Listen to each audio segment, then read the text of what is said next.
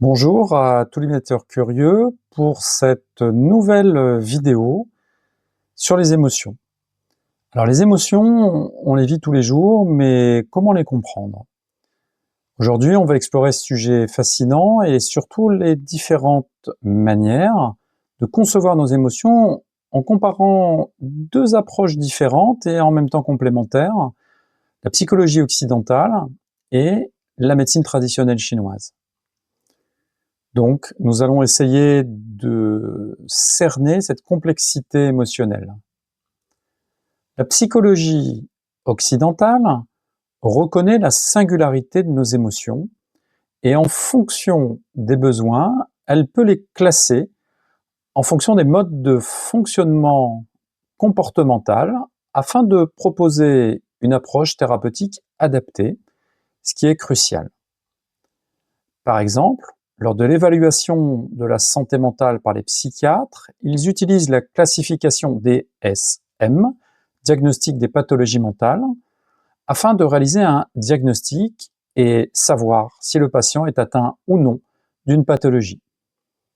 Les psychologues, eux, en complément, utiliseront par exemple le test du Big Five, qui va évaluer la personnalité selon 5 critères principaux, par exemple comme l'extraversion ou le névrosisme.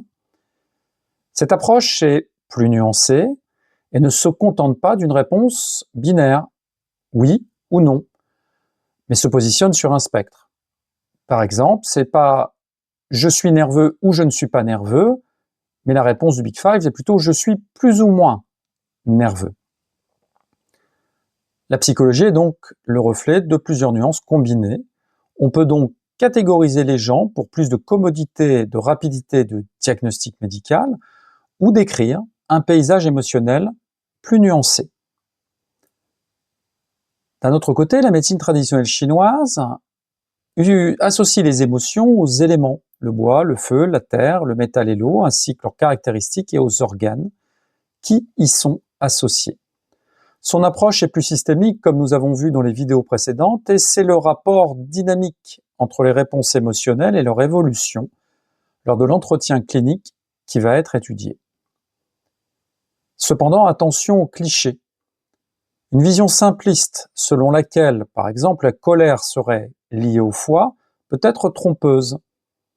C'est une erreur d'interprétation qui est assez répandue, alors qu'en réalité, une colère face à une injustice, qui peut traditionnellement être associée au méridien d'acupuncture de la vésicule biliaire, n'est pas la même que la colère due à la frustration, qui va relever, elle, d'un autre organe. L'émotion ici est la même, mais la situation qui a amené est différente. La médecine traditionnelle chinoise ne se contente pas juste d'une étiquette, mais elle recherche également le contexte d'apparition afin d'appréhender la cause profonde du déséquilibre. Que ce soit en Orient ou en Occident, la clé, c'est de comprendre que nous sommes tous un mélange de tendances et pas une catégorie qui serait caricaturale. Le problème ne vient pas d'une émotion en soi, mais d'une réponse stéréotypée et rigide face à une situation. Cette incapacité à s'adapter est le vrai signe d'un déséquilibre.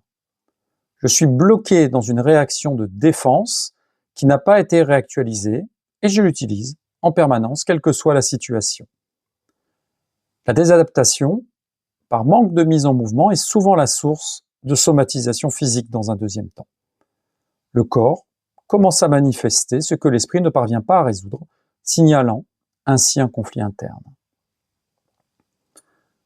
Remarquons que nous avons déjà expliqué le même type de réaction lors de vidéos précédentes au niveau postural, grâce à la neurologie et aux boucles perception, action, qui continuent sur des vieux schémas qui ne sont pas réactualisés.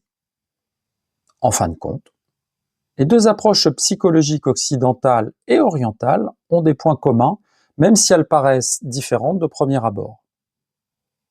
Elles peuvent être vues soit comme des classifications rigides des comportements, mais elles sont finalement toutes les deux bien plus subtiles.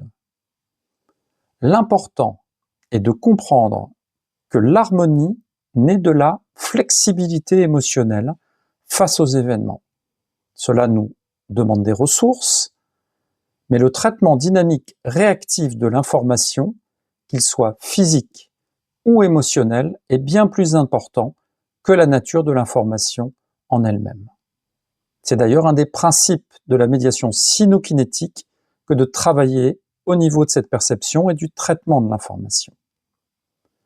L'objectif est d'apprendre à naviguer dans le spectre de nos émotions en s'adaptant aux situations, plutôt que de se laisser submerger dans des réponses en boucle par des traumatismes que nous n'avons pas dépassés.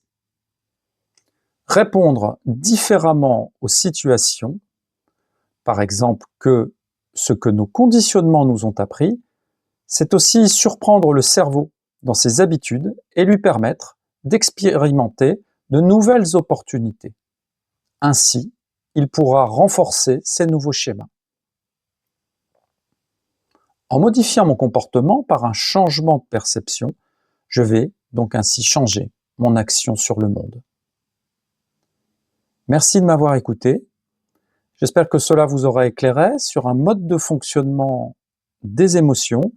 N'hésitez pas à commenter, à partager et à mettre un pouce si vous avez trouvé cette vidéo intéressante.